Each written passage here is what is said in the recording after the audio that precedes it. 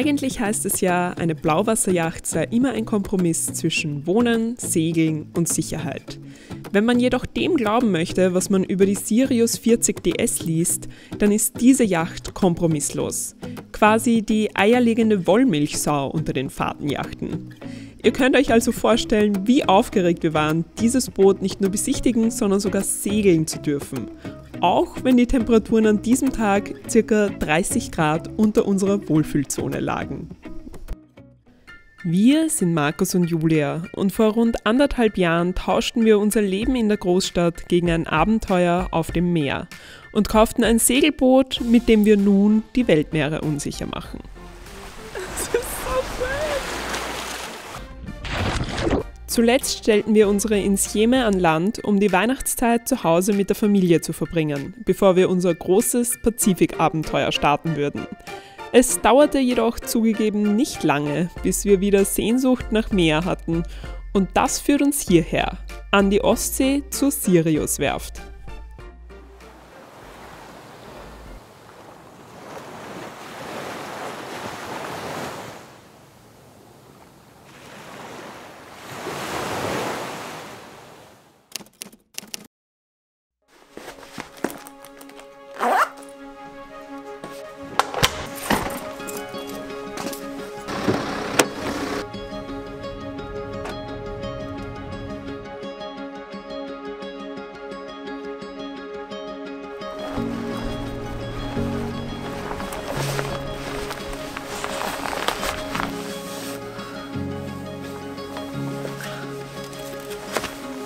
Unser Ölzeug feiert Premiere im Jahr 2020. Wir haben es das letzte Mal, glaube ich, auf der Atlantiküberquerung ausgepackt. Aber heute wieder, um segeln zu gehen an der Ostsee im Winter. Weil ehrlich gesagt wird uns unsere Segelpause schon etwas zu lange. Und daher haben wir die Einladung vom Thorsten von der Sirius-Werft nur allzu gerne angenommen. Und außerdem, wann bekommt man schon mal die Gelegenheit, so ein tolles Schiff zu segeln? Also, das bringt uns hierher in den hohen Norden. Und ich muss sagen, ich bin schon ultra aufgeregt, was uns erwartet. Hi! Hi! Schön, dich zu sehen. Die Finger klemmt. Ach, du machst uns das Tor auf, das ist ja nett. Ich war schon so, wenn ich da jetzt drin lande, dann sterbe ich definitiv den Kältetod. Ach, das ist ja praktisch. Das werden wir doch zu verhindern müssen. Oh, sehr fein. Starten wir unseren Rundgang im Cockpit, wo es natürlich in erster Linie um die Sicherheit geht, aber nicht zuletzt auch um den Komfort beim Segeln und am Ankerplatz. Wie fühlst du dich? Sehr gut eigentlich, ja. Also das Boot hat nur einen Steuerstand in der Mitte, aber das Gute ist bei dem Boot, dass man den Steuerstand verschieben kann. Das heißt, ich kann dann problemlos auch Backbord oder Steuerbord stehen, kann mir dann auch zum Beispiel beim Segeln daher sitzen und segeln. Also es ist wirklich sehr innovativ.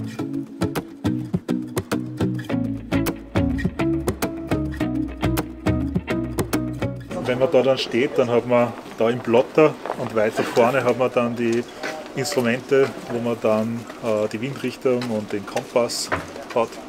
Also das ist sehr übersichtlich. Also es gefällt mir eigentlich sehr gut, dieses System. Grundsätzlich steht man hier natürlich schon sehr tief im Schiff, sehr beschützt, sehr angenehm. Man kann hier echt sehr gut sitzen. Ja, muss ich sagen, ist schon sehr zum Wohlfühlen. Oder so Loungen. Es ist eigentlich ein bemerkenswert großes Cockpit für die Größe. Bemerkenswert ist auch der große und gut organisierte Stauraum, von dem man auf einer Langfahrtjacht bekanntlich ja nie genug haben kann. Beim Segeln hat man dann von hier halt einen richtig tollen Blick in die Segel, kann von hier alle Leinen zentral bedienen. Sehr angenehm hier. Man fühlt sich auch sehr sicher, also ich glaube, das wird schon sehr viel Spaß machen hier.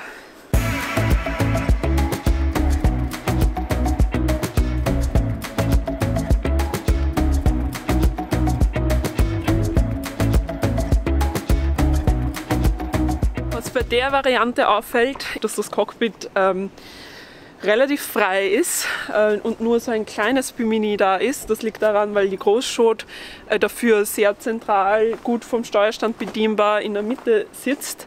Aber wir haben uns sagen lassen, sie bauen auch Varianten, wo man wirklich durchgehend das Bimini über das ganze Cockpit haben kann und da sitzt die Großschot dann auf einem Bügel überm Dach, quasi da beim Eingang. Niedergang kann man es ja nicht nennen, weil man geht ja einfach ins Boot hinein. Und dann noch natürlich ein tolles Feature von dem Boot ist schon der standardmäßige, extrem robuste Geräteträger, auf dem dann nicht nur der Windpilot sitzt, sondern auch ein bisschen Solar, Radar und andere Antennen und in dem Fall auch eine Hydrovane Windsteueranlage, die da echt cool verbaut ist, so dass die Windfahne oben auch wirklich ungehindert den Wind spüren kann. Es gibt wirklich eine Menge Features auf diesem Boot und alles ist bis ins kleinste Detail durchdacht und optimiert. Dabei gibt es nur ein Problem. Das Problem ist, dass du mindestens eine Woche brauchst, wenn du das gescheit filmen möchtest, wenn du alles sagen möchtest, was es auf dem Boot gibt. Das ist eine Lampen im Baum. Das habe ich noch nie gesehen. Das ist wirklich. Also schauen wir mal lieber, dass wir hier fertig werden, bevor es dunkel wird. Also auf so einer Yacht findet man halt ein paar Features, die einfach schon standardmäßig eingebaut sind, die für Sicherheit unglaublich viel beitragen. Zum Beispiel die feste Reling, die wirklich total massiv ist, oder die hohe Fußreling auch. Oder auch, dass die Lifelines innen laufen, dass man sich wirklich innen einpinnt und dann auch wirklich am Schiff in der Schiffsmitte gehalten wird, sollte mal wirklich was passieren und man nicht außen nur die Lifelines spannen kann, wo man halt dann doch immer ein bisschen Gefahr läuft, über der Reling zu hängen am Ende.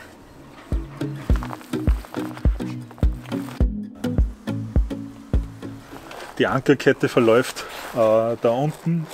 Es ging bis zu 250 Meter Ankerkette, hat uns der Thorsten gesagt, da hinein. Also ganze Menge. Ja, man hat da dann auch richtig viel Platz und man hat da die Gasflaschen hier vorne.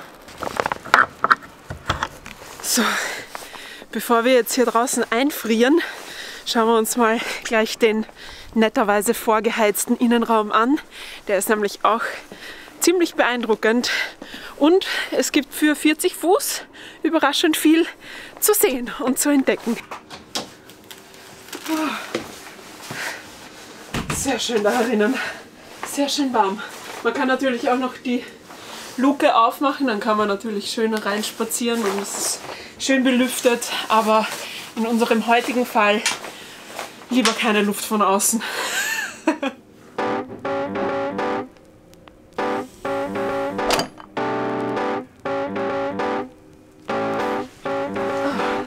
Also zum ersten Mal in einer Decksalon-Yacht.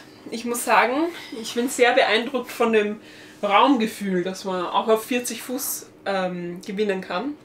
Man kann hier sicher easy zu 6, vielleicht sogar zu 7 oder 8 sitzen und auch essen, weil der Tisch, Zaubertrick, der lässt sich ganz easy ausziehen und vergrößern und wird dann zu einem echt vernünftigen Esstisch.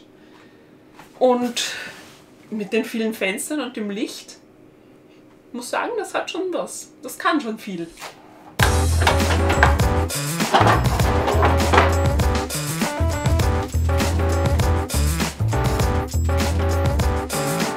Was hat sich schon den Chefsessel ausgesucht? Das, was halt wirklich genial ist, wenn man da längere Passagen hat in der Nacht, dann sitzt man sich da einfach auf den Sessel im Cockpit praktisch, also im Schiff selbst. Man hat den direkten Blick auf die Segeln, man steuert da den Autopilot, man hat einen riesen Monitor, die ganzen Instrumente, Funkgerät, man hat alles wirklich da, Gashebel, also das ist wirklich nicht schlecht so. Man hat sogar die Mikrowelle, also man hat wirklich alles unter Kontrolle, also das stellen wir sowieso geil vor da.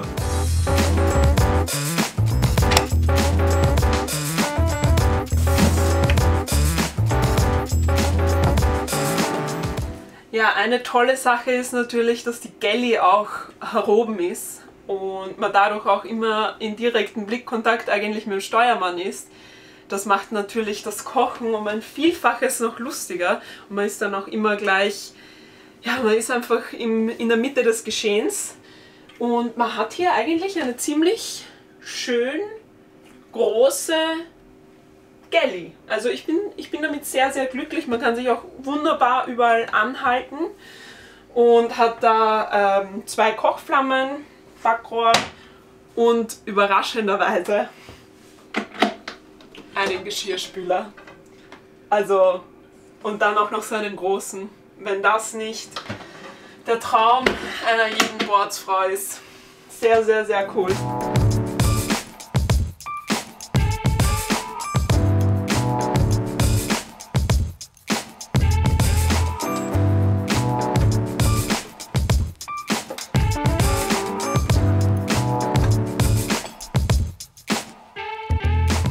Noch so ein Thema auf Yachten ist ja immer der Kühlschrank, weil ganz viele Yachten haben nur einen Toploader, wo man dann ja herumwohlen muss, bis man ganz unten Dinge entdeckt, die man vielleicht nicht mehr entdecken möchte. Aber hier hat man einen ganz gewöhnlichen Haushaltskühlschrank quasi eingebaut mit 130 Litern Fassungsvermögen und der hat sogar, damit nichts rausrutscht, wenn man auf dem falschen Bug liegt, kleine, wie nennt man das? Fiddles auf Englisch, also Schutz, dass nichts rausfallen kann. Und dann gibt es noch eine Eisbox hier hinten, die man aber auch zum Weinkühlschrank umfunktionieren kann. Also sehr cool gelöst.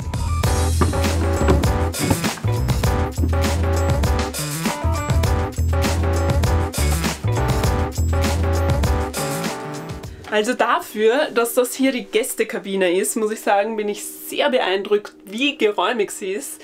Man hat hier ein super schönes Panoramafenster, einen relativ geräumigen Kasten mit so kleinen Details wie eine Lichtleiste, die automatisch angeht. Man hat einen schönen großen Spiegel und Stehhöhe, wenn man sich umzieht. Also es ist wirklich, wirklich toll gemacht. Und das Besondere ist, dass wir uns hier genau in der Schiffsmitte befinden und man hier auch wirklich am wenigsten von den Schiffsbewegungen mitbekommt. Das heißt, auf Passage ein sicher sehr beliebter Schlafplatz. Weiter geht's in die Eigner-Kabine. Genau, das ist die Eigner-Kabine. Das Spezielle an dieser Eigner-Kabine ist, normalerweise haben ja die Betten da immer eine gewisse Höhe. Es hat einfach den Grund, dass wenn es einen Notfall gibt, dass man dann das Schiff verlassen kann über die Luke. Dieses Bett ist aber nicht so hoch wie bei vielen anderen Booten, sondern da haben sie sich auch wieder was anderes einfallen lassen. Gibt es da die Möglichkeit, das Boot dann über diese Leiter zu verlassen. Ist auch wieder gut überlegt. Das ist sehr praktisch, weil das heißt, dass man nicht so hoch hat, um ins Bett zu kraxeln und gleichzeitig hält die kleine Leiter auch den Stauraum gleich offen. Das würden wir uns manchmal wünschen.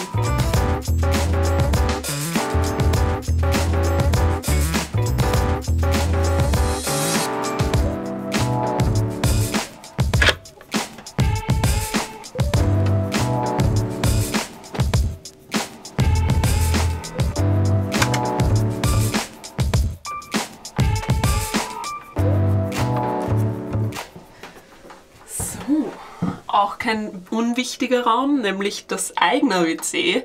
Ja, ein eigenes Eigner-WC auf 40 Fuß. Ich bin beeindruckt.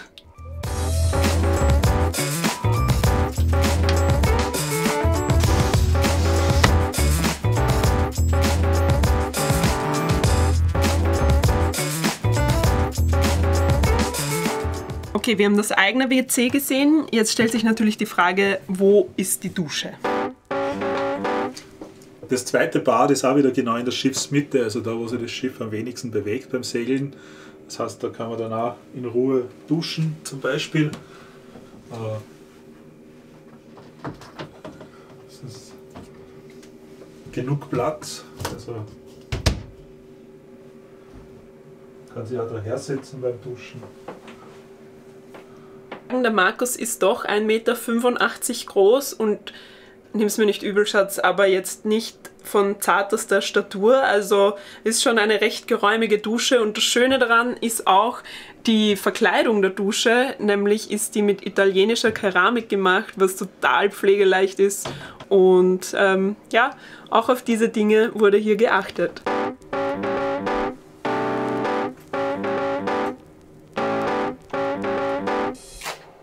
Das Boot, auf dem wir jetzt sind, ist eine 3-Kabinen-Version. Hinter mir ist noch die 8er-Kabine und 8er-Kojen. Es gibt dieses Schiff aber natürlich auch in einer 2-Kabinen-Version. Dann ist das nochmal extra Stauraum und auch ein Kasten fürs Nasszeug etc. Auch sehr praktisch, aber ich finde dafür, dass es die 8er-Kabine, also die 3. Kabine ist, ist sie eigentlich auch sehr schön gelungen, auch mit viel Licht und auch Belüftung und noch Stauraum.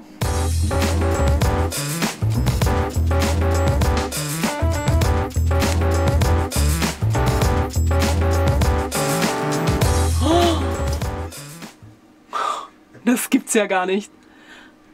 Hier doch tatsächlich einen riesigen Safe eingebaut.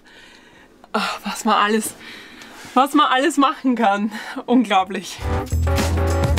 Jetzt sind wir eigentlich fast durch und man sagt aber, dass das Boot auch eine Werkbank irgendwo noch hat. Wo ist die versteckt?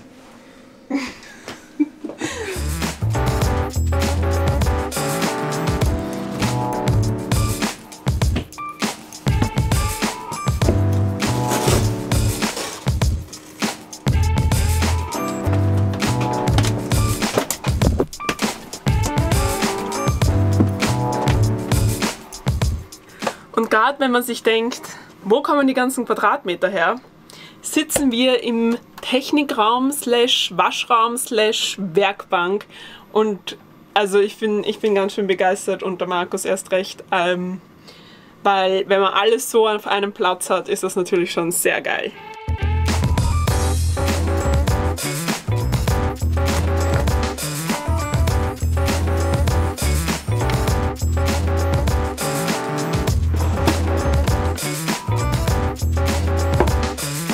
Eine 9 Kilo Waschmaschine, nein, Entschuldigung, Waschtrockner, ja, auf einem 40-Fuß-Schiff, wie ist denn das überhaupt möglich? Ich bin mind blown.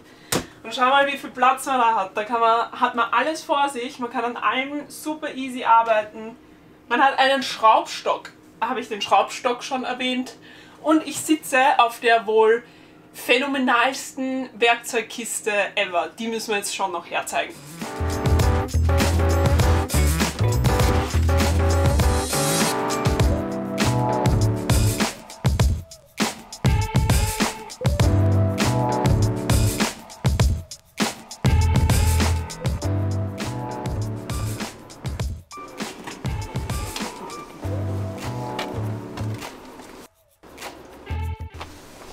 Freust du dich schon auf Segeln? Ja, jetzt ist schon spät geworden. Traust du dich überhaupt raus aus der warmen Stube? Das Gute ist, dass das Boot von herinnen segeln kannst fast. Ich glaube, es gibt wenige Anbieter, mit denen was ich das jetzt machen würde überhaupt. Wie es uns beim Segeln gegangen ist und was für ein Fazit wir zur Sirius 40 DS ziehen, seht ihr nächste Woche in Teil 2 unseres Ausflugs an die Ostsee. Außerdem führen wir euch hinter die Kulissen der Sirius-Werft und reden mit Thorsten über die Entwicklungen im Yachtbau der letzten Jahre und Trends für die Zukunft. Wie viel Arbeit in so einem Schiff steckt, das ist irre. Also, wir freuen uns, wenn ihr wieder dabei seid und sind gespannt auf euer Feedback zu dieser doch sehr besonderen Yacht. Das ist der, ich glaube, Coffee Table, hat der Thorsten gemeint, aber Zaubertrick. Okay. Nochmal. Weiter geht's in die eigene Kabine. Ja, ich oder was? Nettes billiges Segelgewand herzeigen. Da haben wir gespart. Beim Ölzeug. Das braucht man in der Karibik nicht.